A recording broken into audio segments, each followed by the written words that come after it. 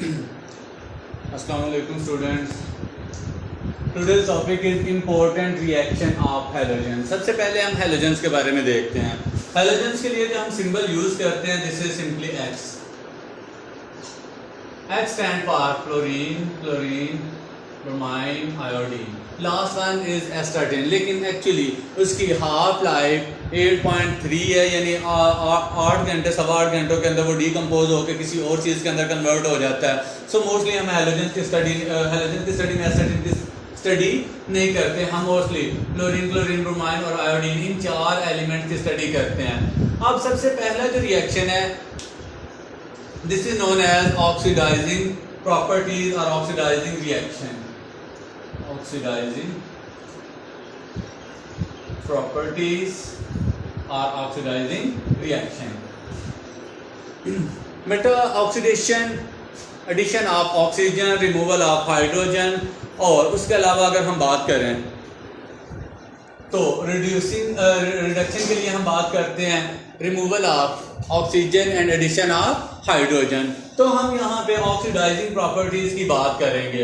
Actually होता क्या है कि जो हैलोजन हैं वो सारे के सारे ऑक्सीडाइजिंग एजेंट के तौर पे काम करते हैं, क्योंकि वो किसी भी चीज़ को ऑक्सीडाइज करने की सलाहियत रखते हैं।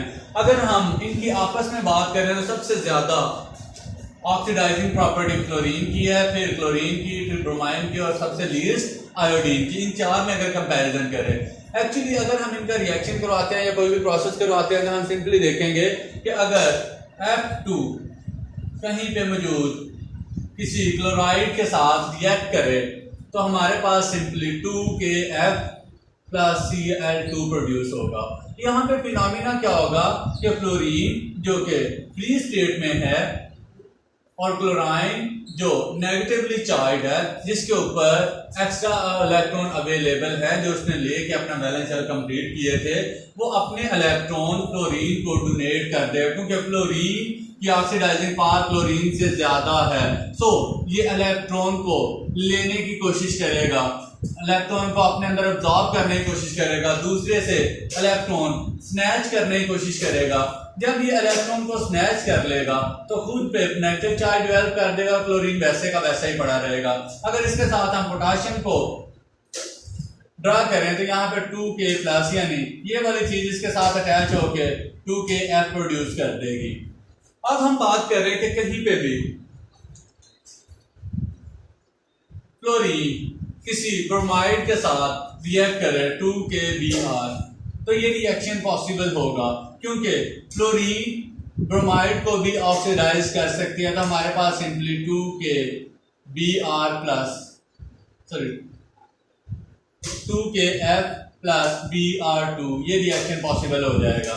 अगर मैं Cl2 को यूज करूं 2KBr को ऑक्सीडाइज करने के लिए तो क्लोरीन भी इसको ऑक्सीडाइज कर लेगा। लेकिन बेटा अगर मैं ये वाला रिएक्शन लिखने की कोशिश करूं Br2 प्लस 2KCl तो ये रिएक्शन पॉसिबल ही नहीं होगा, नॉट पॉसिबल। एक्चुअली ब्रोमाइन जो है वो क्लोरीन को ऑक्सीडाइज ही नहीं कर सकता, क्योंकि इसकी ऑक्सीडाइजिंग पावर भी कम है, इसकी इलेक्ट्रोनेगेटिविटी भी कम है, जिसकी वजह से कभी भी उससे इलेक्ट्रॉन अपनी तरफ अट्रैक्ट नहीं कर सकता, जबकि क्लोरीन ब्रोमाइन से इलेक्ट्रॉन अपनी तरफ अट्रैक्ट करने की सलाहियत रखता है। सो हमने ये देखना है कि अगर हम ऑक्सीडाइजिंग पावर के लिहाज से देखें तो सबसे ज्यादा स्ट्रॉन्ग ऑक्सीडाइजिंग पावर क्लोरीन की, फिर क्लोरीन की, फिर ब्रोमीन की, फिर लास्ट पे आयोडीन की। सो ये वाला इन तीनों को भी ऑक्सीडाइज कर सकता है, जबकि क्लोरीन सिर्फ इन 2 को ऑक्सीडाइज कर सकता है, ब्रोमाइन सिर्फ आयोडीन को, और आयोडीन अपने जैसे हैलोजन में से यानी क्लोरीन, क्लोरीन, ब्रोमाइन में से किसी को भी ऑक्सीडाइज नहीं कर सकता। हाँ, ये बाकी कुछ स्पीशीज को ऑक्सीडाइज या कुछ मॉलिक्यूल को ऑक्सीडाइज या कुछ एलिमेंट को ऑक्सीडाइज करने की सलाहियत रखता है, लेकिन अपने फैमिली के बाकी मेंबर्स को ये ऑक्सीडाइज नहीं कर सकता। उसके बाद अगर हम बात करें इसके रिएक्शंस की तो हम सिंपली कहते हैं कि reaction of halogen with hydrogen. Hydrogen के साथ रिएक्शन हम कहते हैं, पहले इसकी हेडिंग राइट कर दूं, reactions with hydrogen, reaction with hydrogen। Hydrogen के साथ इसके रिएक्शंस की अगर हम स्टडी करें तो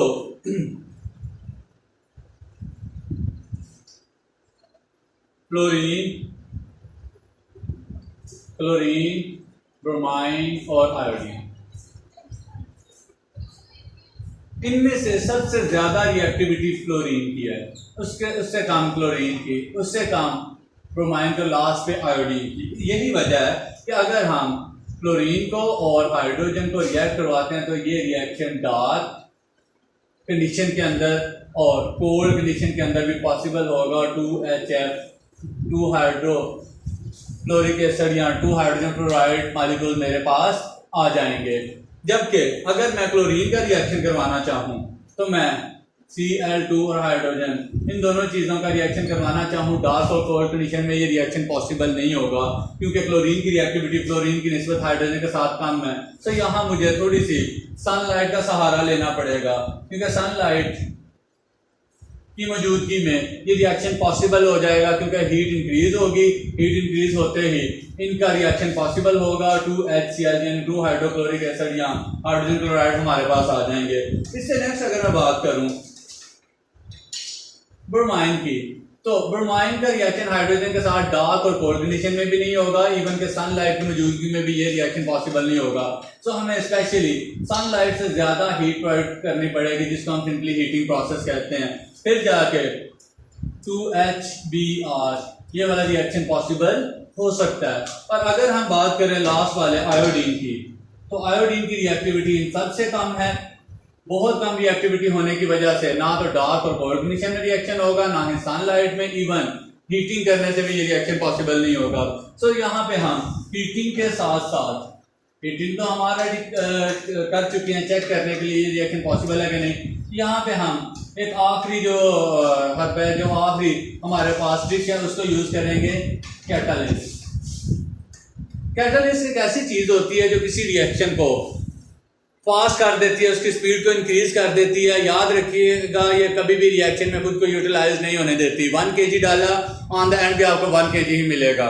हाँ, ये हो सकता है कि अगर आपने प्योर सॉलिड फॉर्म में उसको डाला है तो वो पाउडर फॉर्म में आपको एंड पे मिल जाए, यानी उसकी शेप थोड़ी बहुत चेंज हो जाए, लेकिन उसकी क्वांटिटी कभी भी चेंज नहीं होगी।